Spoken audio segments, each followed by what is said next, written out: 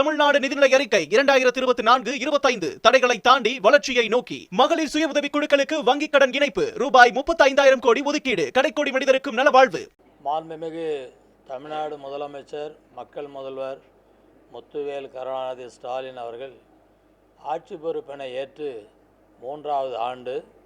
ஒவ்வொரு ஆண்டும் மக்கள் நல சார்ந்த திட்டங்களை அவர் அறிவிப்பது, துறை சார்பாக அதை செயல்படுத்துவதற்காக ஆய்வுக் கூட்டங்கள் தொடர்ந்து நடத்தப்படுகிறது.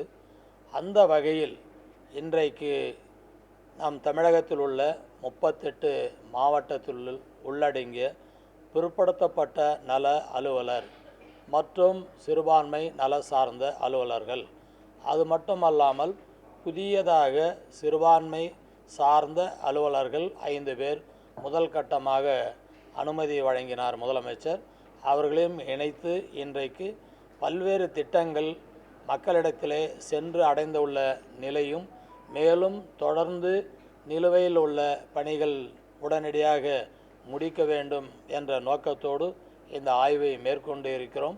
மாண்புமிகு முதலமைச்சர் அவர்கள் புதியதாக ஒரு துறையை உருவாக்கி, சிறுபான்மை நலன் மற்றும் வெளிநாடு வாழ் துறை என்று ஒரு புதிய துறையை உருவாக்கி பல்வேறு திட்டங்கள், தேவாலயங்கள் பழுது பார்ப்பதற்காக 10 கோடி ரூபாய், பள்ளிவாசல்கள் பழுது பார்ப்பதற்காக 10 கோடி ரூபாய், இதை இல்லாமல் புதியதாக நீண்ட காலமாக 100 ஆண்டுகளுக்கு மேலே உள்ள பள்ளிவாசல்கள், தேவாலயங்கள் புதுப்பிக்கின்ற வகையில் அதற்கு தலா 2 கோடி என்று அதற்கு ஒரு 10 கோடி ரூபாய் அவர் மானியத்தை நிதியை ஒதுக்கி அந்த பணிகளும் நடைபெற்று வருகிறது.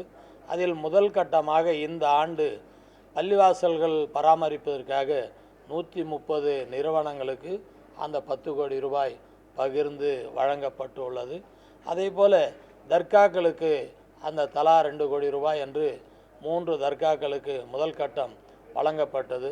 அதில் நார்கூர் தர்காவுக்கு 2 கோடி ரூபாய் வழங்கி அந்த பணி நடைபெற்று கொண்டிருக்கிறது. மற்ற தர்காக்களுக்கு அந்த நிதியை பகிர்ந்து அளிப்பதற்காக மதிப்பீடுகள் தயார் செய்து அது தயார் நிலையில் உள்ளது.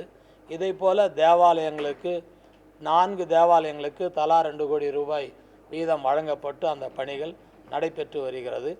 சமீபத்தில் நடந்த சட்டமன்ற கூட்டத்தொடரில் மாண்புமிகு முதலமைச்சர் அவர்கள் சார்பாக நிதித்துறை அமைச்சர் அவர்கள் வழங்கியதிலும் கூடுதலாக இந்த ஆண்டு 10 கோடி ரூபாய் தலா வழங்கியுள்ளார்கள். அந்த திட்டமும் செயல்படுத்த உள்ளோம். சிறுபான்மையினருடைய நலன் சார்ந்து முதல் கட்டமாக 1000 பெண்களுக்கு தன்னுடைய வாழ்வாதாரத்தை உயர்த்தி கொள்வதற்காக, பெண்கள் சொந்த காலில் நிற்பதற்காக அவர்களுக்கு தையல் இயந்திரங்கள் முதல் கட்டமாக 1000 வழங்கப்பட்டது. இந்த ஆண்டு 2500 பேருக்கு வழங்குவதற்காக இப்பொழுது தயார் நிலையில் உள்ளது. உடனடியாக ஓரிரு நாட்களில் அந்த பணியும் நடைபெறும்.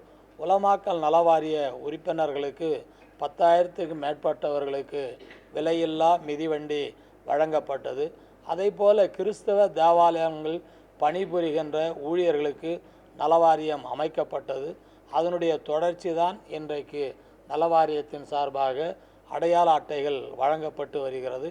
எனவே இன்றைக்கு பல்வேறு திட்டங்களில் ஆய்வு செய்கின்ற நிலையில், அது மட்டுமல்ல, கபரஸ்தான் அடக்கஸ்தலத்துக்கு அரசு சார்ந்த இடங்களை தேர்வு செய்து கொடுப்பது, இல்லை என்று சொன்னால் மாநகராட்சி நகராட்சி பகுதிகளில் அரசு சார்ந்த இடம் இல்லாத தருணத்தில் அரசாங்கமே தனியார் இடத்தை அதை விலைக்கு வாங்கி வழங்குவதற்காக முதல் கட்டமாக 1 கோடியும் இப்போது மாண்புமிகு முதலமைச்சர் அவர்கள் கிறிஸ்தவர், முஸ்லீம் ஆகிய சங்கங்கள் சார்பாக நடத்தப்பட்ட ஆய்வுக்கு பிறகு அவர்களுக்கு 10 கோடி ரூபாய் வழங்கப்பட்டு உள்ளது.